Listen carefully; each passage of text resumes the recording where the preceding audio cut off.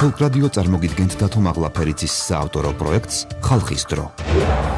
რას უნდა აკეთებდეს ხალხი ქვეყნისთვის და რა უნდა კეთდებოდეს თავად ხალხისთვის. ჩემი აზრით მნიშვნელოვანია სამოქალაქო ღირებულებების ცოდნა. პატივიცეთ ერთმანეთის მოსაზრებებს. ვიყოთ ტოლერანტულები, დავიცვათ კანონი და იგივე მოვთხოვოთ ხელისუფლებას.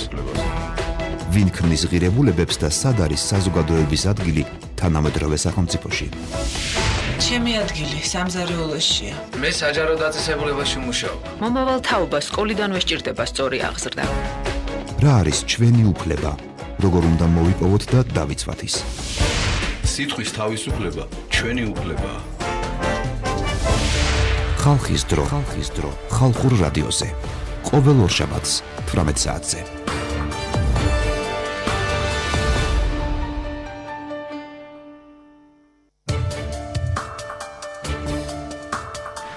კიდევ ერთხელ სიამოვნებით მოგესალმებით საღამოშვიდობის საკალბატონებო და ბატონებო თქვენ Folk Radio-ს უსმენთ ალღაზე 99 და 3 მე დათო მაღლაფერიძე ვარ და როგორც ყოველ შაბათს დღესაც ხვდებით ერთმანეთს გადაცემით ხალხის დრო. დღეიდან ივანე ჯავახიშვილის სახელობის თბილისის სახელმწიფო უნივერსიტეტში გეოგრაფიული კვირეული იმართება. ღონისძიება თბილისის სახელმწიფო უნივერსიტეტის გეოგრაფიული მუზეუმის 55 წლის იუბილეს ეძღვნება და ამ თემასთან დაკავშირებით დღეს ჩვენი გადაცემის სტუმრები არიან თბილისის სახელმწიფო უნივერსიტეტის ასისტენტ პროფესორი გიორგი დვალაშვილი, დიდი მადლობა ბატონო გიორგი, და ნიკოლაიშვილი, გეოგრაფიის დოქტორი, ასოცირებული პროფესორი, დიდი მადლობა კაპიტან დალი და ნიკა წითელაშვილი, გეოგრაფიის სტუდენტი, თბილისის სახელმწიფო უნივერსიტეტის ეგოდებათ კლუბის წარმომადგენელი. დიდი მადლობა რომ ხართ გადაცემაში და იღებთ მონაწილეობას. მე მგონი საკმაოდ მნიშვნელოვანი დღე დგას და ზოგადად კვირეული იმართება. მე თქვენგან დავიწყებ გიორგი, როგორ ჩაიარა დღევანდელმა დღემ ჩვენ თქვით ეთერს მიღმა რომ თქვათ მოლოდის გადააჭარბა საკმაოდ ბევრი თქვათ დამსწრე ადამიანი ბრძანდებოდა და როგორც ჩანს ეს ამ დღეებშიც თქვათ თუ შევხედავთ დინამიკას სავსებით შეძლებელია რომ თქვათ ეს ტემპი შეინარჩუნოთ. მოგესალმებით, მივესალმები რადიოსმენელს.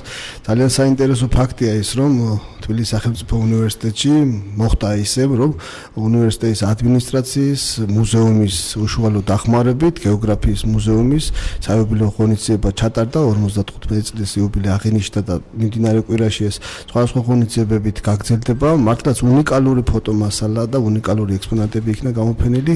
ფაქტობრივად ის რაც იყო ჯერ კიდევ 55 წელში მუზეუმის დაფუძნების დაარსების დღიდან და დღემდე რაც ექსპონატები შეემატა, მათ შორის იყო ახალი ექსპონატებიც, ეს იქნა გამოფენილი დღეს და მართლაც მოლოდის გადააჭარბა, იყო სხვადასხვა თაობის, აღსანიშნავია ჩვენი უხუცესი გეოგრაფები იყვნენ მოსულები, ასევე იყვნენ სხვადასხვა წარმომადგენლები, იყვნენ სტუდენტები, აქტივობა იყო სტუდენტების და ასევე საკმაოდ იყვნენ წარმომადგენელი მოსწავლეებიც და საკმაოდ ბევრი ღონისძიებები არის ამ კვირეულში და ამ ღონისძიებებთან დაკავშირებით ხალბატონი დალი უფრო დეტალურად მოგაზრდებს ინფორმაციას. კაპიტან დალი თქვენ მინდა გკითხოთ, ერთი კვირის განმავლობაში გაგრძელდება ეს ღონისძიებები, საკმაოდ მრავალფეროვანი ჩამონათვალია. რომ გითხრათ, უპირველეს ყოვლისა დარწმუნებული ვარ, რომ ბუნებრივია საზოგადოების ფართო აუდიტორიისთვის არის გათვლილი, მაგრამ ყველაზე თქვათ მთავარი სამიზნე ჯგუფი მაინც ვინ არის ხოლმე ის ადამიანები, რომლებსაც უყვართ ეს დარგი, თქვათ, რაღაცნაირად კავშირი აქვს მასთან თუ ზოგადად თქვათ ინტერესის თქვათ ობიექტი სხვა ჩვეულებრივი რიგით ადამიანებშიც არის ხოლმე. მოგესალმებით, მადლობა მინდა მოგახსენოთ მოწვევისათვის. მე ამ Folk Radio-ში პირველად ვიმყოფები და იმედია ჩვენი ურთიერთობა მომავალშიც გაგრძელდება. მადლობა. რაც შეეხება დღევანდელ ჩვენს ღონისძიებას, უпростоრად ერთ ჩვენ კვირეული ღონისძიებას, რომელიც 2-დან 7 დეკემბრამდე გრძელდება. ეს ღონისძიება მიეძღვნა გეოგრაფიის მუზეუმის 55 წლის იუბილეს, როგორც აქ უკვე ბატონმა გიორგიმაც ახსენა. ვინ იყო მთავარი სამიზნე ჯგუფი? რა თქმა უნდა, უპირველესად სამიზნე ჯგუფი იყო გეოგრაფები და ფართო საზოგადოებაც. არანაირად არ შეიძლებოდა მხოლოდ გეოგრაფიაზე გათვლილი, იმიტომ რომ ამ მუზეუმში დაცულია მართლაც უნიკალური ექსპონატები, თუ მოგვეცემა საშუალება უფრო დეტალურად გავაცნობთ ამის შესახებ და ეს ისეთი ექსპონატებია, რომ მარტო გეოგრაფიის კვლევის სფეროს არ ეხება ისტორიკოსები, ენათმეცნიერები, ეთნოგრაფიის კუთხით მომუშავე, ეთნოლოგიის კუთხით მომუშავე სპეციალისტებისათვის ძალიან საინტერესო მასალა არის დაცული ამ მუზეუმში. ექსპონატებზე ოდნავ მოგვიანებით მე ნიკას მინდა ვკითხო, ის მომავალი გეოგრაფია სტუდენტი. თავის დროზე, როდესაც ნიკაშენ გადაწყვეტილება მიიღე, რომ ამ ფაკულტეტზე უნდა ჩაგებარებინა, მე მაინტერესებს რა იყო, თქვათ, მთავარი мотиваცია, იმიტომ რომ მე როდესაც თქვათ ვაბარებდი თბილისის სახელმწიფო უნივერსიტეტში, ეს არის 97 წელი, სიმართლე გითხრათ, მაინც მაღალი კონკურსი ამ ფაკულტეტზე არ იყო და შემდეგაც საკმაოდ თქვათ ხშირად ხდებოდა ხოლმე ეს განხილვის თემა.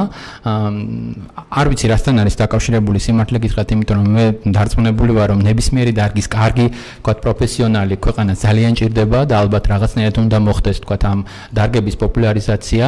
დარწმუნებული ვარ, რომ მედიამ ამაში თავისი წვლილი უნდა შეიტანოს. თუმცა ალბათ არსებობს კიდევ, თქვათ, მოცემულობა განსაკუთრებული, რომელიც რაღაცა ქვეყნის თავისებურებას კიდევ თან ახლავს ხოლმე. თქვათ, მაგალითად, ისეთი სპეციალობა, როგორც არის ოკეანოლოგია, მე მახსოვს, რომ თქვა დიდი პოპულარობით არ სარგებლობდა ხოლმე მაშინ. მე არ ვიცი როგორი მდგომარეობა იყო, მაგრამ ნუ ასეთი ხდებოდა. ალბათ იმიტომაც რომ ოკეანე შეიძლება ქვეყნის მოქალაქისთვის განშის და განხილვის თემა არ იყოს ან ინტერესის. შენ როგორ გააკეთე ეს არჩევანი, მე მაინტერესებს. პირველ რიგში მოგესალმებით, მივესალმები რადიო მსმენელს. რა თქმა უნდა, ეს ძალიან მიყვარდა ეს საგანი, საერთოდ დაინტერესებული ვიყავი ამ საგანში. რა თქმა უნდა, ჩემი ირგვლივ მყოფ ადამიანებისგან ყოველთვის მესმოდა რა გინდა გეოგრაფია, რატომ დიდი საზოგადოების დიდი ნაწილისთვის გეოგრაფია ასოცირდება მხოლოდ ქვეყნის დედაქალაქთან, მდინარის სახელწოდებასთან, თასთან და ასე შემდეგ. და როდესაც თბილისის სახელმწიფო უნივერსიტეტში მოვხდი და მით უმეტეს გეოგრაფიის მიმართულებაზე განმაგრძე სწავლა, ეს იყო ძალიან აღმოჩენა ჩემთვის. პირადად, იმიტომ რომ არ ველოდი ისეთ იმას, რასაც იქ ნახე, ეს იყო ძალიან კარგი თბილი გარემო, ძალიან კარგი საინტერესო პროფესორ მასწავლებლები, ასევე ძალიან კარგი სწავლის მიმართულება, ასევე არის უნდა ითქვას ისიც, რომ მნიშვნელოვანი არის ეს გეოგრაფია ეს არ არის მხოლოდ ის ქვეყნის დედაქალაქი, აღმოჩნდა რომ უფრო მეტს ნიშნავს გეოგრაფია არის ჩვენი ყოველდღიური ცხოვრება, როგორც აღმოჩნდა, როგორც საზოგადოებრივი გეოგრაფიიდან გამომდინარე, ასევე საბუნებისმეტყველო გეოგრაფიიდან გამომდინარე. მე დარწმუნებული ვარ, რომ საზოგადოებაც რეალურად გააცნობიერებს ამაზე და მხოლოდ თქვა გეოგრაფიის ფაკულტეტზე სწავლა არ გაგიხსნის თქვა ამ თქვა აქმის შესაძლებლობას, იმიტომ რომ მართლაც ყოველდღიურობაში მით უმეტეს თქვა თანამედროვე ცივილიზაციაში ხვდებით, რომ ამ დარგის თქვა ცოდნა, ამ დარგის სპეციალისტების აზრის მოსმენა და თქვა ოპტიმალურად გამოყენება ძალიან მნიშვნელოვანია. მე არ შემიძლია ასევე არ გავიხსენოთ ჩემი თქვა სასკოლო პერიოდი, როდესაც ფანტასტიკური გეოგრაფიის მასწავლებელი ბატონი შურა შარაშენიძე შემოდიოდა ხოლმე ჩვენთან კვირაში ორჯერ თუ სამჯერ აღარ მახსოვს და რაცა განსაკუთრებულ ხაზს უსვამდა თქვა ამ დარგს და ყველა ჩვენთაგანს ალბათ ჩემმა კლასელებმა რაღაცნაირად თუ რამე ვიცით პედაგოგის დამსახურება ზოგადად პედაგოგს ძალიან დიდი მნიშვნელობა აქვს სკოლაში დამეთანხმებით იმისთვის რომ თქვათ შემდეგ გააღვიძო თქვათ მომავალ თქვათ პოტენციურ სპეციალისტში დარგის სიყვარული განსაკუთრებულად დაანახო მიიტანო მე არ ვიცი მინდა ყველას ვკითხო თქვათ ამგვარი პედაგოგები კვალიფიკაციის თვალსაზრისით რამდენად შედიან დღეს საჯარო სკოლების თქვათ გაკვეთილებზე გაკვეთილო პროცესში თქვათ სტუდენტებ მოსწავლეებთან და რამდენად თქვათ შედეგიც გვაქვს ანუ რამდენად არის ხოლმე თქვათ მოთხოვნა თქოდათ ამ დარგზე უპასუხეთ მოგახსენებთ პირველ რიგში თუ რამდენად არის გეოგრაფიის ცოდნა და შესაბამისად ეს ყველაფერი რამდენად პროფესიონალია გეოგრაფიის მასწავლებელი ხშირად აისახება იმ სკოლის მიღწევების მიხედვით თუ როგორ აბარებენ თუნდაც მოსწავლეები როგორ ხდებიან სტუდენტები ასევე ჩვენთან უკვე მეხუთე წელია თბილისის სახელმწიფო უნივერსიტეტში საბავშვო უნივერსიტეტი ფუნქციონირებს და ნორჩ გეოგრაფთა სკოლა არაერთ ღონისძიებას ატარებს ზუსტად აი პედაგოგების შედეგები ჩანს ფაქტიურად იმ მიღწევებში, რაც სკოლებს აქვთ ჩვენთან კონფერენციებში, ვიქტორინებშიც და თავისთავად დღეისათვის უფრო მეტად არის აქტიური ეს დარგი, მასალებლები აქტიურად არიან ჩართულები, უფრო ხშირად ის მასალებლები, რომლებიც ჩვენი უნივერსიტეტის კურსდამთავრებულები არიან, ახალგაზრდები არიან, მაქსიმალურად ცდილობენ ახალი ლიტერატურა, ახალი თუნდაც ცოდნა, რაც მიიღეს უნივერსიტეტში, სკოლაშიც დანერგონ, ასევე უნდა ვთქვათ ის გამოცდილი პედაგოგები, რომლებიც წლების განმავლობაში ასწავლიან, ძალიან დიდი მაღალი შედეგები აქვთ და ფაქტიურად ისინიც ჩვეულებრივად აგრძელებენ თავიანთ მოღვაწეობას პროფესიონალურად და ეს ყველაფერი კიდევ ერთხელ აღნიშნავ ასახული არის იმ მიღწევებში, რაც სკოლებს გეოგრაფიის მიმართულებით აქვთ და ამ ხრივ მართლაც არ არის დეფიციტი და ეს ყველაფერი თუნდაც იმითაც შეგვიძლია ვთქვათ, რომ საატესტაციო გამოცდებზე ყველაზე მაღალი რაოდენობით ზუსტად გეოგრაფიაში იქნა დაფიქსირებული მაღალი შედეგები, უფრო მეტმა გეოგრაფმა ჩააბარა, მასალებელმა გეოგრაფმა ჩააბარა გამოცდა და ეს ჩვენთვის საამაყობ ციფრიც არის სამომდროულად. მომავალი თაობის ინტერესი როგორია? თქვათ სტატისტიკა, მისაღები გამოცდებიდან როგორი გაქვთ ხოლმე კაპიტანდალი? მისაღები გამოცდების სტატისტიკაც საკმაოდ ასევე მაღალია, ფაქტურად ბევრი ინტერესდება საგნით გეოგრაფიით, გეოგრაფიის საგანი ბარდება არა მარტო ზუსტად საბუნებისმეტყველო მეცნიერებათა ფაკულტეტის გეოგრაფიის მიმართულებაზე, ასევე სხვადასხვა დარგებში, ანუ მოთხოვნა საკმაოდ დიდია, ასევე გამოსაშვება გამოცდებზე და ფაქტურად გეოგრაფია ბოლო წლებისგან განსხვავებით იყო გარკვეული პერიოდი, სადაც როცა მისაღებ გამოცდებზე გეოგრაფია არ ბარდებოდა, დღეს უფრო შედარებით უფრო წინ მივდივარ, თუმცა კიდევ ბევრი ამ ხრივ სამუშაოა და ალბათ უახლოეს მომავალში ჩვენ გვექნება ის, რომ გეოგრაფიაც იქნება დაფინანსებული იმ პრიორიტეტულ დარგებს შორის. იმედი გვაქვს გეოგრაფიაც სრულად დაფინანსდება სახელმწიფოს მიერ და ესეთი დაფინანსება არის მაგისტრატურაშიც და კარგი იქნება თუ ბაკალავრიატშიც იქნება ეს. ანუ ცვლილება, შევსება შესაბამისად გეოგრაფიის მიმართულებით წარმატებულად მიმდინარეობს. როდესაც ფოტომასალა ვნახეთ დღეს სოციალურ ქსელში, როგორც ჩანს მუზეუმის 55 წლის იუბილეს უნივერსიტეტის რექტორიც დაესწრო. მაინტერესებს თქვათ უნივერსიტეტის რექტორის ახალ პროგრამაში თუ თქვათ გარკვეული მიმართულებების თვალსაზრისით არის ხაზგასმა ამ დარგზე. თქვათ, როდესაც ისაუბრეთ, როდესაც მისი კონცეფცია მოისმინეთ, როგორ უყურებს ის თქვათ ამ სპეციალობას, როგორ უნდა განვითარდეს ის? პირველ რიგში მხარდაჭერა ნამდვილად არის, თუნდაც ის ფაქტი, რომ ჩვენს მუზეუმის ამ საიუბილეო ღონისძიებებში აქტიურად არის ჩართული ზუსტად ბატონი რექტორის, ბატონი ლადოს უშუალო ძალისხმევით მოხდა ის, რომ ჩვენ რაღაც გარკვეული პრობლემატური სიტუაცია შეგვექმნა ჩვენს გეოგრაფიის დეპარტამენტის ერთ-ერთ მართლა წარმატებულ ლაბორატორიას, ეს არის ჰიდრომეტეოროლოგიური ლაბორატორია, იყო რაღაც საკითხები, რომელშიც პირველივე რეაქცია რექტორის იყო და თავისთავად იმედი გვაქვს, რომ ეს პრობლემა დადებითად გადაწყდება. ასევე ბატონი ლადო დაინტერესდა ჩვენი პრობლემით, გეოგრაფიის დეპარტამენტის პრობლემით, რომელიც არის მარტყოფის სტაციონარი, რომელიც საკმაოდ წარმატებული სტაციონარი იყო და დღეს სამწუხაროდ ჩვენს განკარგულებაში არ არის და ფაქტურად რაღაც გარკვეული ფაქტები მოხდა, რომელიც რამოდენიმე წლის წინ და სრულად ჯერჯერობით ეს არ არის ცნობილი თუ რა მოხდა, მაგრამ ფაქტია ის, რომ მარტყოფში სადაც არაერთი თაობა გაიზარდა და ფაქტურად დღევანდელი ჩვენი ექსპოზიციის, რაც მუზეუმის 55 წლის იუბილეზე იქნა გამოფენილი, ძალიან ბევრი მასალები ზუსტად მარტყოფის სტაციონარზე გადაღებული ფოტომასალები თუ არაერთი შრომები ჩატარებულა და არაერთი წარმატებული სტაციონარი იყო, სამწუხაროდ დღეს გეოგრაფების განკარგულებაში აღარ არის და ჩვენ ეს დეფიციტი გვაქვს. თუმცა მხარდაჭერას ნამდვილად ვგზნობთ და ზუსტად მხარდაჭერა ის, რომ ესეთი ღონისძიება მაღალ დონეზე ჩატარდა და ალბათ ეს მხარდაჭერა გაგრძელდება, თუნდაც ის ფაქტიც, რომ გეოგრაფიის მიმართულებას დაფინანსება შეეხება, რომელიც სამწუხაროდ წინა წელს არ იყო, ამაზე შეთანხმება სიტყვიერი მიღწეულია და იმედი ეს ყველაფერი პრაქტიკაში აისახება და ჩვენ ამის იმედი ნამდვილად გვაქვს და ეს დადასტურდა იმითაც, რომ ბატონი ლადო მოვიდა ჩვენს ღონისძიებას დაესწრო და მართლაც ძალიან კარგი შეთანხმება შედგა. კაპიტანდალი, როგორ ფიქრობთ, რა უნდა გაკეთდეს იმისთვის, რომ თქვათ დარგის პოპულარობა გაიზარდოს? დამეთანხმებით ალბათ მაინც მეტნაკლებად არსებობს ყველა თქვათ სპეციალობაში, თქვათ გამოცდილი კადრების მიმართ რაღაცა მიმბაძველობა, ისინი ჩაანან, საზოგადოება კარგად იცნობს არსებობს ნდობა საკმაოდ მაღალია, ხომ? მე გავიხსენებ მაშინ, როდესაც თქვა უნივერსიტეტში ჟურნალისტიკის ფაკულტეტზე ვაბარებდი, რატომ ხდებოდა თქვა ამგვარი არჩევანი? თქვა გაცილებით უფრო პრაგმატული, თქვა ოჯახის შვილები ირჩევდნენ თქვა ეკონომიკას, ბიზნესს, იმიტომ რომ რაღაცნაირად მათთვის ეს დამატებითი ძალიან საინტერესო შემოსავლის წყარო უნდა ყოფილიყო. სად არის ამ თქვა სივრცეში გეოგრაფიის ადგილი და როგორ ფიქრობთ, რა უნდა გააკეთოს სახელმწიფომ, შესაბამისმა ინსტიტუციებმა იმისთვის, რომ დარგი სათანადოდ იყოს მიტანილი თითოეულ ჩვენთაგანამდე?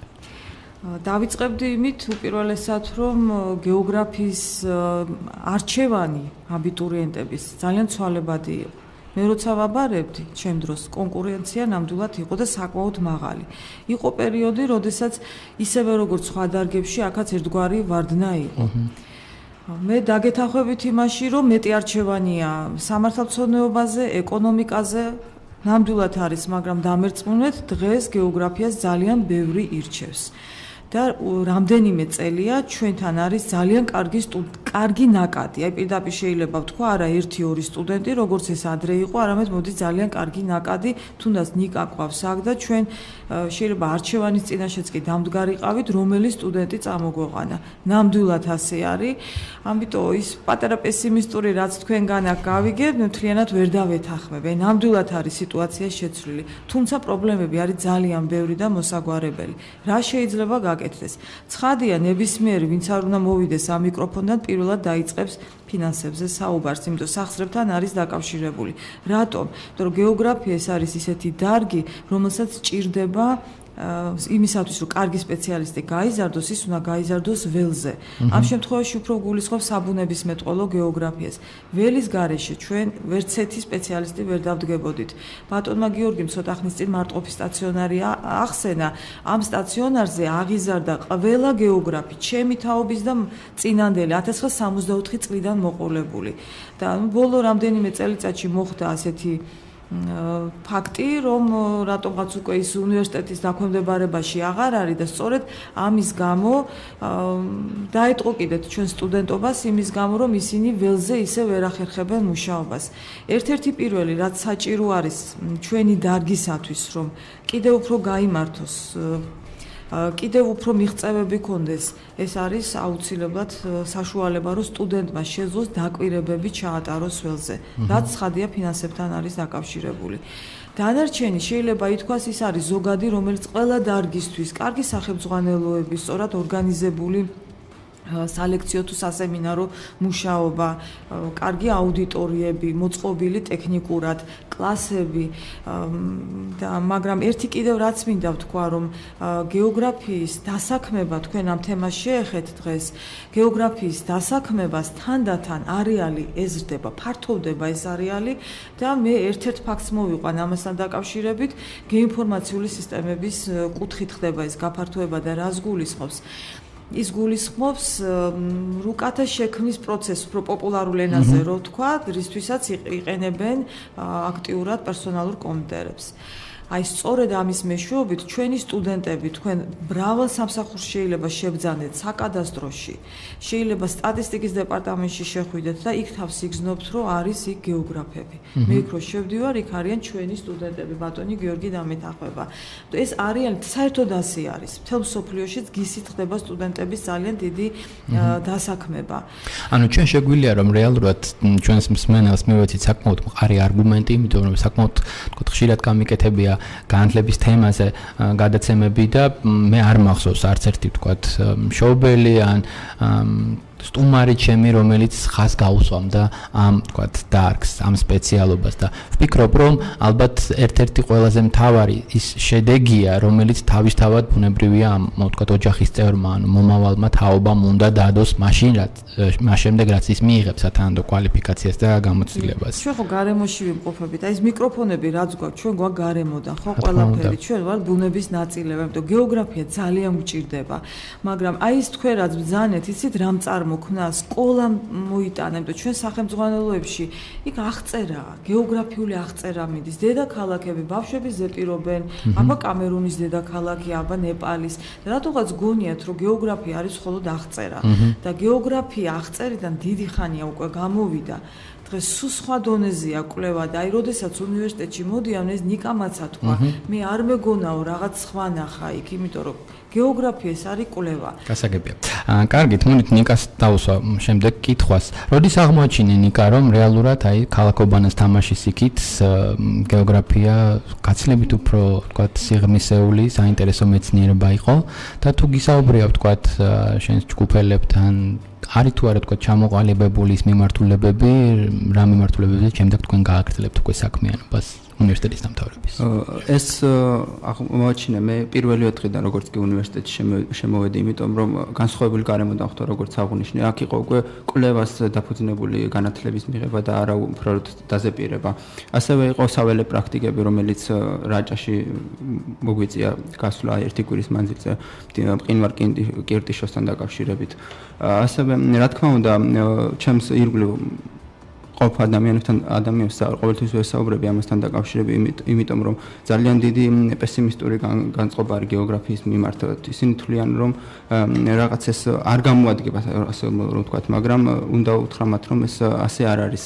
ჩვენ რა თქმა უნდა გეოგრაფია ძირითადად დღეს ძალიან ბევრი პრობლემები აქვს თვითონ დაფინანსების მხრივ, მაგალითად ჩვენ ძალიან გვიჭირს თქვათ საველე პრაქტიკებზე გასვლა, როგორც ახსენეს მარტყოფის სტაციონარის დღეს აღარ არის გეოგრაფების საკუთრება ასე რომ ვთქვათ, მაგრამ მაინც ძალიან დიდი პერსპექტივის იმედი მაქვს მე პირადად და მე მინდა რომ გავაგრძელო რა თქმა უნდა მაგისტრატურა, როგორც ქალბატონმა დალი მახსენა ეს გის პროგრამები ძალიან პოპულარულია დღეს და თვლი რომ საჭიროც, იმიტომ რომ დღეს საქართველოში ძალიან მნიშვნელოვანი არის კომპიუტერულ ტექნიკასთან დაკავშირებით ახალი ინფორმაციების ერთ ადგილზე თავმოყრა, მათი გაერთიანება და შემდეგ რაც უფრო მარტივი მოხდეს მოსახლეობისთვის მათი გამოყენება. იმიტომ არის ინფორმაციები გაბნეული, ძალიან დივერსიფიცირებული და რაც უფრო ერთმანეთთან მოვაგეს კოორდინაციაში უკეთესი იქნება, თავად საზოგადოებისათვის უკეთესად მიიღებს ის ინფორმაციას და ასე რომ თვალად ჩემი მომავალი გეგმები რა თქმა უნდა გის ინფორმაციასთან არის დაკავშირებული და ასევე საზოგადოებრივ გეოგრაფიას ძალიან მაინტერესებს. სწავლების დონეს და ხარისხს მინდა შევეხო, ძალიან მნიშვნელოვანია ვთქვათ თეორიული და პრაქტიკული კურსი ასევე იყოს შესაბამისობაში. ასევე გავიხსენებ ჩემს ვთქვათ საუნივერსიტეტო წლებს პირველ კურსზე ჩვენ გვასწავლიან ესეთ საგანს ბეჭდვას. და იგულისხმებოდა კლავიატურა. დიახ, ჩვეულებრივი კლასიკური განგებით რო გაესწავლა, აკრეფვა, მაშინ ახალი ვთქვათ არა, მე მქონდა ესეთი A4-ის ფორმატის ან თაბახის ფურცელი, სადაც იყო 3 რიგზე განლაგება ასოების, ასოთა წყობის და ესე ბრმად, ვითომ ჩვენ საბეჭ მანქანაზე ან რაღაც აი ასე გვასწავლიდან მოკლედ.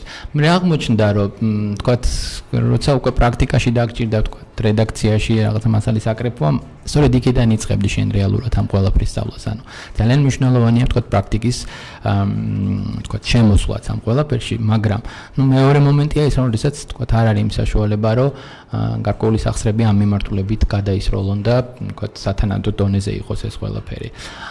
ამ რეალობის გათვალისწინებით თქვენ როგორ ფიქრობთ, იგივე ვთქვათ დასავლეთის უმაღლეს სასწავლებელთან მიმართებაში, ვთქვათ რა ხარისხს თავაზობთ იმ თაობას, რომელიც ინტერესდება, რომელიც შემიძლია ვთქვა, რომ რაღაცნაირად ამ გადაწყვეტილებას იღებს, რომ ეს არ არის ვთქვათ იდეა ფიქსი მოსახლეობის, ხო რაღაც განსაკუთრებულ ნაწილს ალბათ ცოტა ინტელიგენტს, უფრო მეტის ნანახს, წაკითხulis მქონე ადამიანს უჩნდება ეს სურვილი, რომ ამ მიმართულებით წავიდეს. ახლა მე არ მგონია, რომ სტანდარტულ ადამიანს, რომელიც ცხოვრობს დღეს რაღაცა სხვა ფასეულობებში, გადაწყვიტოს, რომ ვთქვათ ამ მიმართულებით შეიძლება მან გააგრძელოს თავისი მოღვაწეობა.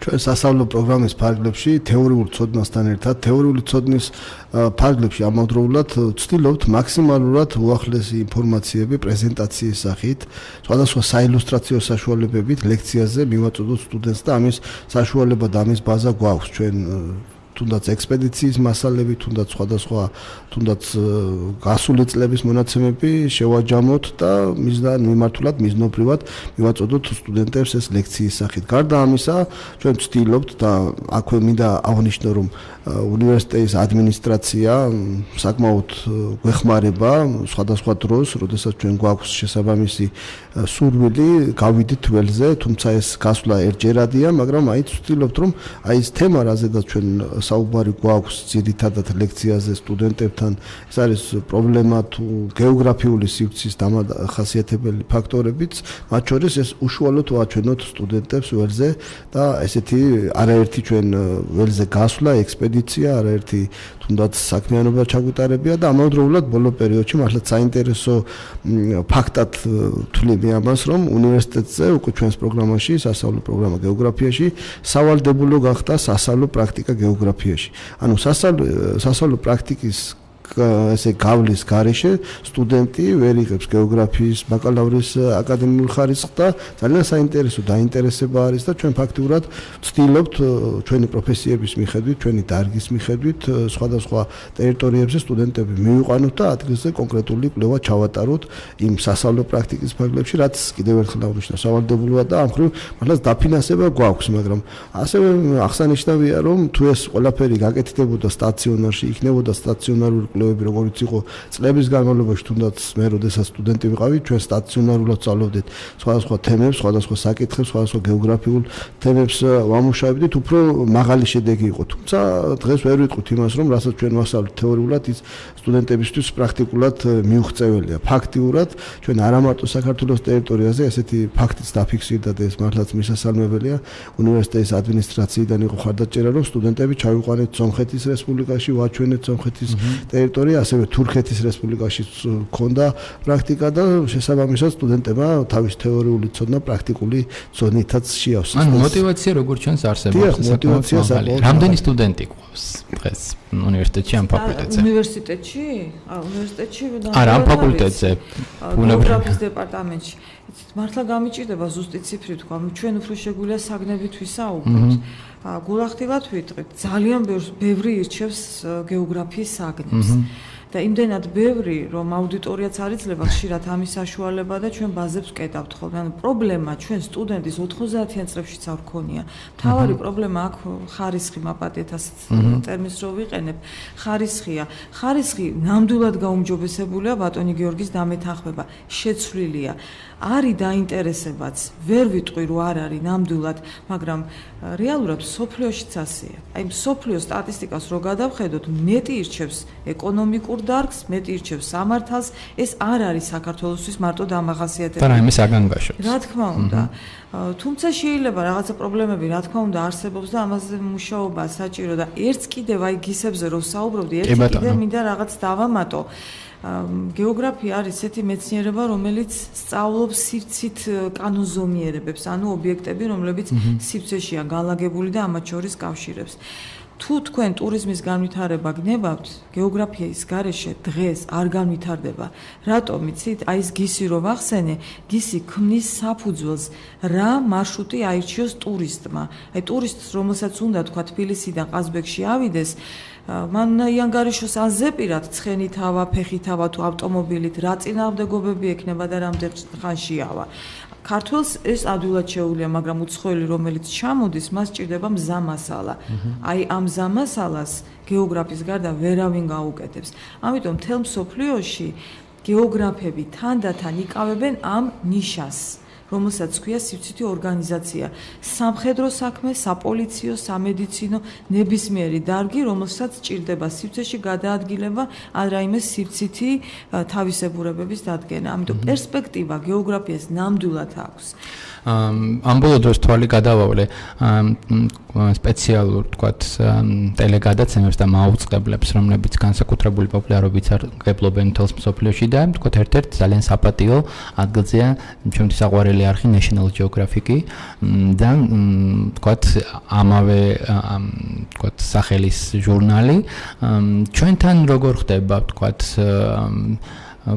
მე ინსტიტუციები ვახსენებ, კერძო ბიზნეს სექტორი თუ ინტერესდება, თქვათ ამ დარგით, ამ დარგის სპეციალისტებით და რაღაცნაირად ხელშეწყობა თუ ხდება, თქვათ თუ გახსენდებათ ისეთი შემთხვევები, როდესაც გარკვეული კომპანიები თქვათ რაღაცნაირად დაინტერესდნენ, რაღაც აქცია მოეწყო, შეუწყო ამ დარგს, თქვათ ხელი არის ესეთი თქვათ პრეცედენტები? მოგახსენებთ მე მithumetes ამავე სახელწოდების ჟურნალს საქართველოში რამდენადაც ვიცი კომპანია Silknet-ი გამოსცა. დიახ.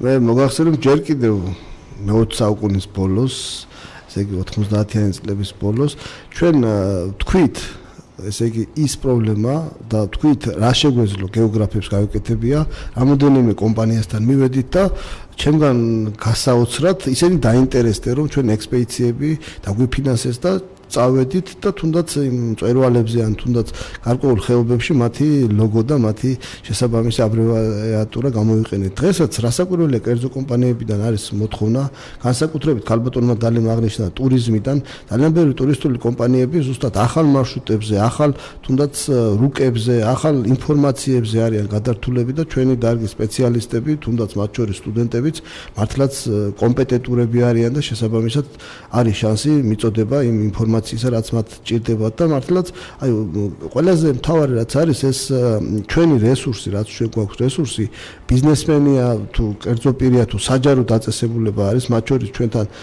სხვადასხვა კუთხით თანამშრომლობენ საჯარო დაწესებულებები, ადგილობრივი მუნიციპალიტეტები და სხვადასხვა თუნდაც საჯარო სკოლები, სადაც ჩვენ გარკვეულ ინფორმაციებს, გარკვეულ თუნდაც აუცილებელ მასალებს ვაწვდით და მათთვის ეს არის მისაღები და საინტერესო და აუცილებელი თემა. შეიძლება ესე ვთქვათ, ასე რომ ინტერესი არის და მე ვფიქრობ, რომ უფრო და უფრო გაიზრდება და უფრო მეტი მოთხოვნა იქნება გეოგრაფიის მიმართ.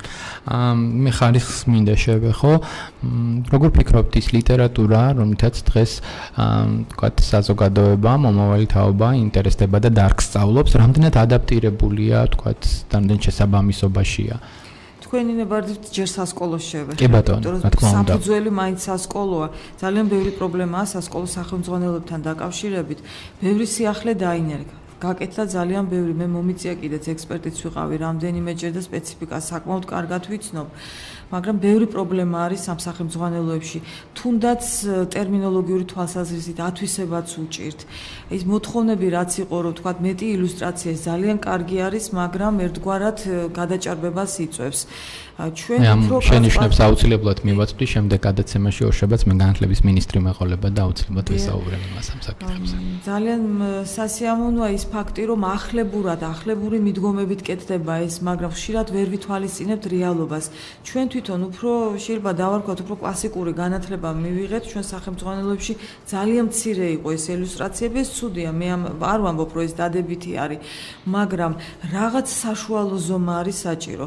აი რა თქვენ ეს საკითხიც დასვით, მე აუცილებლად მინდა ვახსენო კიდევ ერთი მნიშვნელოვანი, არ არსებობს ერთიანი სტანდარტი.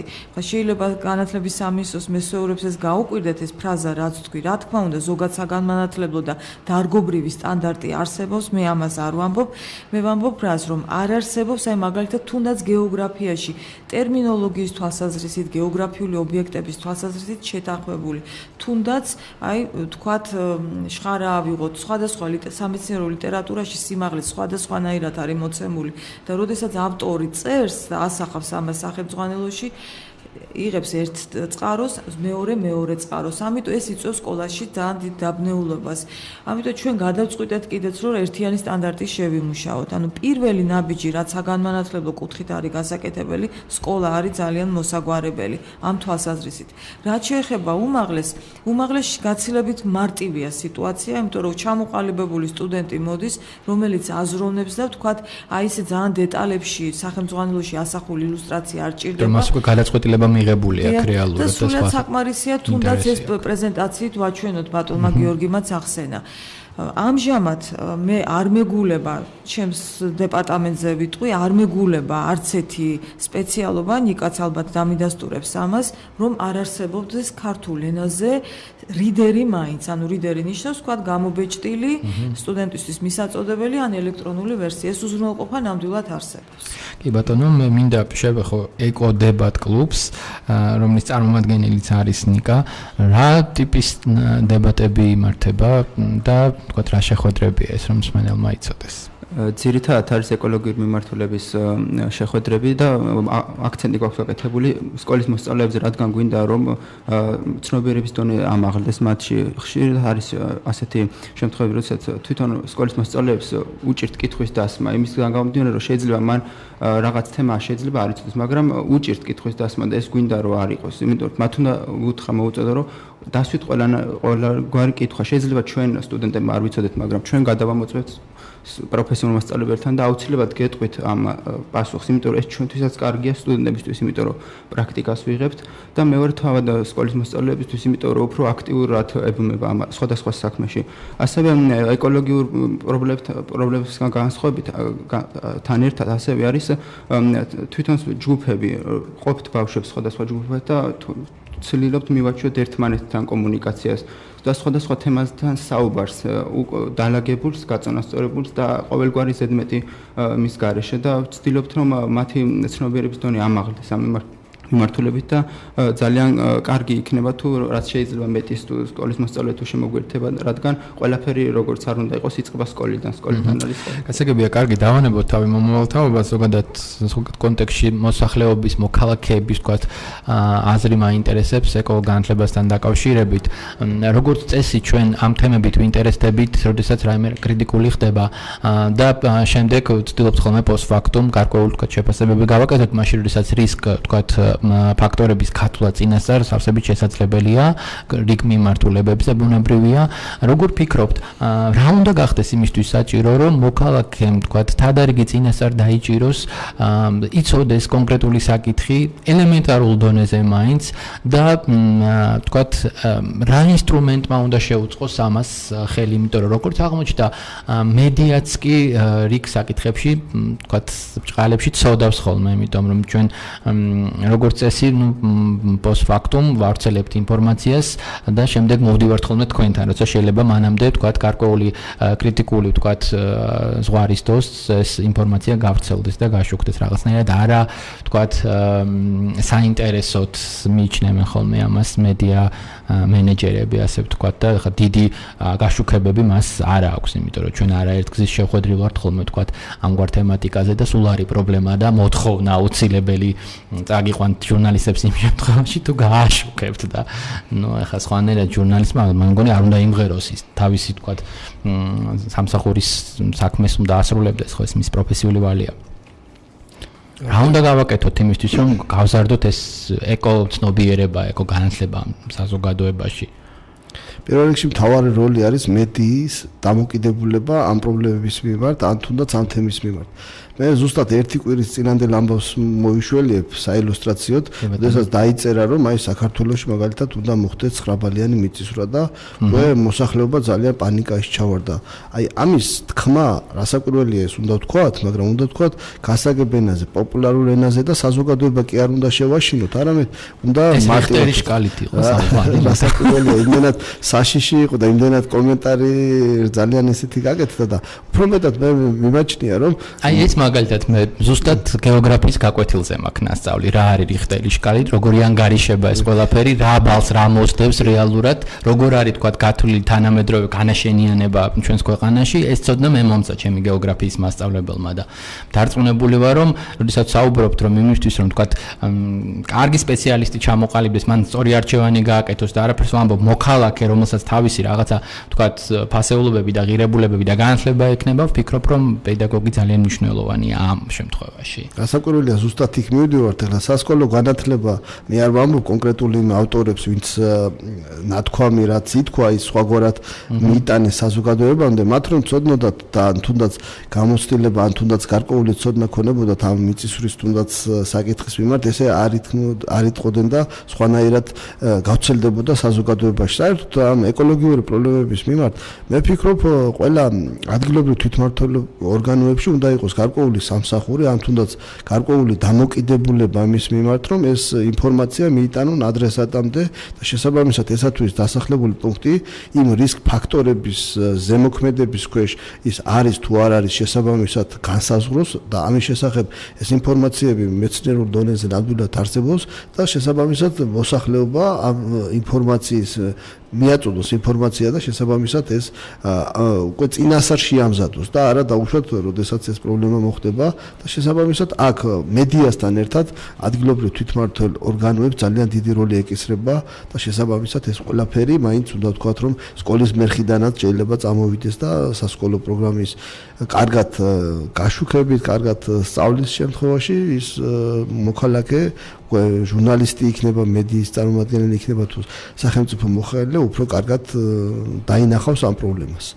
და დარწმუნებული ვარ, რომ სახელმწიფოც უკეთ გააცნობიერებს თავშად კონკრეტული დარგის მიმართულების საჭიროებას და სათანადოდ მოხდება ამ კვალიფიციური კადრების დაფასება, იმიტომ რაღაცა ბოლო წლებმა რეალურად თქვათ რაღაცებს ადგილი შეუცვალა, ინსტიტუციები მოიშალა, ჩვენ ხედავდით არ იყო სახარბიელო მდგომარეობა, თუმცა იმეც ვიტოვებ, რომ სერიოზულად შეიცვლება ეს პირდაპირ ადეკვატურ თქვათ შედეგს პოვებს საზოგადოებაზე, მის თქვათ აზრის ფორმირებაზე. მე ისევ თავარ თემას და მოვლენას მინდა დაუბრუნდე, ცოტა დრო გრჩება გეოგრაფიული მუზეუმის 55 წლის იუბილეს. რა ღონისძიებები იქნება უფრო კონკრეტულად რო ვთქვათ კვირის განმავლობაში და ასევე მინდა ექსპონატებსაც გავამახვილოთ ყურადღება. დიდი სიამოვნებით, იმიტომ რომ დღეს ჩვენ ყველანი მაინც ვიმყოფებით აი ამ გეოგრაფიული კვირეულის გავლენის ქვეშ. ემოციები დატვირთულები მოვედით თქვენ სტუდიაში. გეოგრაფიული კვირეული, როგორც უკვე აღნიშნეთ, დღეს გაიხსნა და ყველაზე მთავარი ღონისძიება იყო გეოგრაფიული მუზეუმის ექსპონატთა გამოფენა. ასევე პარალელურად ჩატარდა მოსწავლეთა და სტუდენტთა ფოტოკონკურსი. სტუდენტებმა წინასწარ მოიტანეს ფოტოები, თემა ჰქონდა განსაზღვრული საქართველოს ბუნება და საზოგადოებრივი ყოფა და დიდი ინტერესი გამოიჩინეს და ძალიან განიცდიდნენ, რომელი ფოტო მოეწონებოდა კომისიას და საინტერესო ჩვენ კიდევ რა გავაკეთეთ, კომისიის გარდა მუშაობდა საზოგადოება. ნებისმიერი სტუმარი, რომელიც მოვიდოდა უფლება ქონდა ხმა მიეცა. ესე მოვაწყვეთ, რომ ყველას მივანიჭეთ ეს უფლება. გარდა ამისა, 4 შაბათს ჩვენ ვატარებთ მოსწავლეთა კონფერენციას. ეს ტრადიციულად მოდის, მე და ბატონი გიორგი ვართ საბავშვო უნივერსიტეტის აქტიურები ძალიან. აქტიურად მუშაობთ 2008 წლიდან და თბილისის თუ საქართველოს რეგიონების სკოლები მოდიან და ერთვებიან. ერთ-ერთი ყველაზე მნიშვნელოვანი ღონისძიება, რომელიც არის პარასკევს დაგეგმილი, ეს არის სტუდენტთა გეოვიქტორინა და მოსწავლეთა გეოვიქტორინა, ასევე ტრადიციულად ქცეული. ყველაზე სახალისო, მე თქვენ რადიოს მესვეურებსაც სიამოვნებით დავპატიჟებდი და თქვენ იქ იგრძნობდით თუ როგორ უყვართ გეოგრაფია ჩვენთან, ჩვენს ქვეყანაში. დარწმუნებით, ნამდვილად ძალიან ხალისიანი ღონისძიება არის. და ბოლოს ვაგვირგვინებთ შაბათს, ჩვენ ვაპირებთ რომ ავიდეთ ძევერაში, აქ არის ალექსანდრე ჯავახიშვილის სახლ-მუზეუმი. ალექსანდრე ჯავახიშვილი უნივერსიტეტის ერთ-ერთი დამაარსებელია, მე თამამად შემიძლია ეს ტერმინი გამოვიყენო, რომელმაც დააარსა გეოგრაფიის მუზეუმი და ძალიან ბევრი გააკეთა გეოგრაფიის განვითარების კუთხით. ახლა რაც შეეხება თქვენ მეორე შეკითხვას, რა ექსპონატები იყო წარმოდგენილი, ძალიან ბევრი იყო, მაგრამ მე შევჩერდები ცხადი ყველაზე უნიკალურზე, ერთ-ერთი პირველი, რომლითაც ალბათ იამაყებდა მსოფლიოში ნებისმიერი მუზეუმი, ეს არის სუხა საბა ურბელიანის მიერ ევროპიდან ჩამოტანილი გერმანულ ენოვაზე შესრულებული მსოფლიო ატლასი 1711 წლით დათარიღებული. გარდა ამისა, უნიკალურობა ამ ატლასის იმაში მდგომარეობს, რომ მისივე ხელით, სუხა საბა ორბელიანის ხელით არის მიწერილი თითოეულ ფურცელზე წითელი კალმით დაწერილია ესა თუ ის გეოგრაფიული ობიექტი და კიდევ უფრო ზრდის ამ ატლასის ღირებულებას. გარდა ამისა, ჩვენს მუზეუმში დაცული არის მე-19-მე-20 საუკუნეების მიჯნაზე შესრულებული რუკები, ძველ რუსულ სისტემაში შესრულებული, მოგეხსენებათ რატო იყო ეს სისტემა, ეს ის რუკებია, სადაც ძველი რეალური საქართველოს და მიმდებარე ტერიტორია ასახული. საზღვრები როგორ ტარდებოდა, ისტორიული ტერიტორია საქართველოსი, ტოპონიმები, დაკარგული სახელწოდებები, ანუ მარტო გეოგრაფია არ არის ამ რუკებით დაინტერესებული. გარდა ამისა, მუზეუმში არის უნიკალური ფონდი დიმიტრი ერმაკოვის. კვლავ მე-19 საუკუნის. ანუ ის რეალობა, როგორი იყო ქალაქები თბილისი, ბათუმი, გორი, ჭიათურა და ასე შემდეგ, ვერ ჩამოვთვლი ყველას. ამ მყინვარები, ეს იცით რა საინტერესო თემაა. მყინვარები მუდმივ პულსაციას განიცდიან, რაც იყო წარსულში, რაც არის დღეს და ფოტოებმა შემოგვინახეს მყინვარები როგორი იყო ადრე. დღეს საუბარია კლიმატის ცვლილებაზე, მყინვარების უკან დახევაზე. ფოტოების ურთიერთ შედარებით სრულიად ნათელი წარმოდგენა გვექნება რა დინამიკა მიმდინარეობს. და ბოლოს მე მინდა დაუბრუნდე იმ თემას, რომელიც აღნიშნეთ, თქვათ საქართველოს დებარეობით შეგვიძლია ვთქვათ გარკვეული ვთქვათ ალბათობები, რისკები იმ ცვლილებების, რომელიც შეიძლება დაეწყოს ამ ქვეყანას და მე რა თქმა უნდა ჩვენც ყველაზე მეტად მაინც ვთქვათ რა არის ის მნიშვნელოვანი ხა ყველა ხვდებით რომ რაღაცა 9 ბალიან მიწისძვრას არ უნდა ველოდოთ, იმიტომ რომ ამაზე ვთქვათ ასე პირდაპირ და წინასწარ ვთქვათ შეიძლება ითქვას არც კი ვიცი მე მგონი არა ხო? პირიქით გეტყვით რომ საქართველოს 9 ბალიან მიწისძვრას უნდა ველოდეთ, მაგრამ კონკრეტულად რომელ დღეს მოხდება ეს, რომელ საათზე მოხდება, მე კიდევ ერთს ვიტყვი რომ გასულ წელს მაგალითად დეკემბრის ბოლოს დაანონსეს რომ 15 საათზე და 00 წუთზე საქართველოში მოხდება მიწისძვრა. ეს შეუძლებელია, სოფლიოში არ არსებობს ესეთი ფაქტი რომ წინასწარ განისაზღვროს დრო ითქვას ამა და ამ დროს მოხდეს ამა და ამ სიმძლავრის მიწისძვრა, მაგრამ თუნდაც ის ფაქტი რომ საქართველო არის სეისმურად აქტიური რეგიონი, მართლაც საქართველოში მოხდა რა 9 ბალიანი მიწისძვრა, მათ შორის ერთ-ერთი მსგავრი მიწისძვრა 1991 წელს მოხდა და იქ 42 ადამიანი მთლიანად დაიმარხა მიწისძვრის ქვეშ და ესეთი სამწუხარო ფაქტები ისტორიულ წარსულშიც არის მოხდა. 1088 წელს მაგალითად ისტორიულ წყაროებში თმოგვის მიწისძვრაა ცნობილი, ვარძიის მიწისძვრა არის მე-13 საუკუნეში, თუმცა საზოგადოება უნდა იყოს უფრო სხვაგვარად მზად ამ სტიქიური მოვლენების მიმართ. თუნდაც არსი იყოს ცნობილი, რას ნიშნავს დაუშვათ მოხდა 9 ბალიანი მიწისძვრა.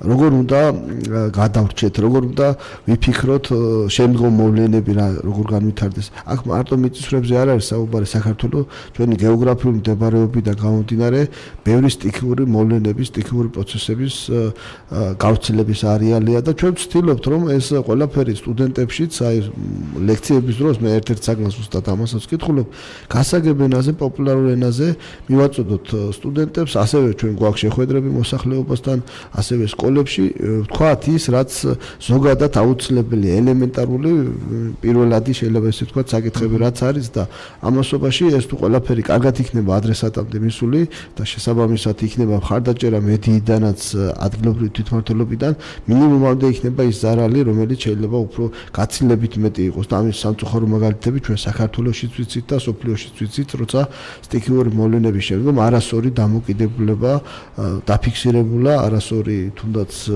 ადამიანის შემდგომი ევაკუაცია ან თუნდაც სხვადასხვა საკითხები უფრო მეტად ზრდის ხშირად მსხვერპლს. დარწმუნებული ვარ რომ თქვა კომენტარები თუნდაც საინფორმაციო გამოშვებებში იქნება ამასთან დაკავშირებით და ერთი თქვა გადაცემა სატელევიზიო, იმიტომ რომ როგორც ჩანს ჩვენი საზოგადოება მაინც მაყურებელია, გაკეთდება უფრო მეტად თქვა ეკნებათ ცოდნა ამასთან დაკავშირებით და შემდეგ ალბათ ადეკვატურადაც იმოქმედებენ, თუმცა მე მაინც იმეც ვიტოვებ რომ თქვა განსაკუთრებული არაფერი მოხდება. თბილისში ნამდვილად არ მოხდება 9 ბალიანი მიწისძვრა. თბილისში თუმცა უნებრივია რომ თქვათ ზედმეტი ახსნა განმარტება ნამდვილად არ გვაკლებს ნებისმიერს თუ დაგვაინტერესებს ბუნებრივია ისე კარგი იქნება სხვა შორის ახლა ვფიქრობდი რომ რაღაც ონლაინ სივრცე არსებობდეს სადაც დაუშვათ თუ კარგი მედიას არ აინტერესებს დაუშვათ სხვა ინსტიტუციებს თავად უშუალოდ თქვათ ამ საკითხის სპეციალისტებთან იყოს კავშირი ხა სოციალური ქსელი მაგალითად Facebook-ი ამის ძალიან კარგ საშუალებას გაძლევს კონკრეტულ თემას ისეთი განხილვები მოყვება ხოლმე ფორუმებში რომ შეგიძლია რომ თქვათ იქვე კვალიფიციურმა ადამიანმა ძალიან საინტერესო აზრი მიაწოდოს და მე როგორც ხდება ხოლმე დღეს Facebook-ი ცხოვრობს ჩვენი ქვეყანა თამამაჩემილია ვთქვა მომენტალურად ხდება ამ სტატუსების გავრცელება და პირველი მე ესე ვიგებ ხოლმე სიმართლე კიდევ იმიტომ რომ ამ ბოლო დროს სააგენტოებიც კი ინფორმაციას ვიდრე გამოგიგზავნიან ჯერ Facebook-ზე ავრცელებენ ძალიან დიდი მადლობა მე მართალი არ ყოფილვარ ამ ღონისძიებაზე და ვერ დავინახე ის სახეები რომელიც და შეგიძლიათ მოგზავნდეთ აუცილებლად თუმცა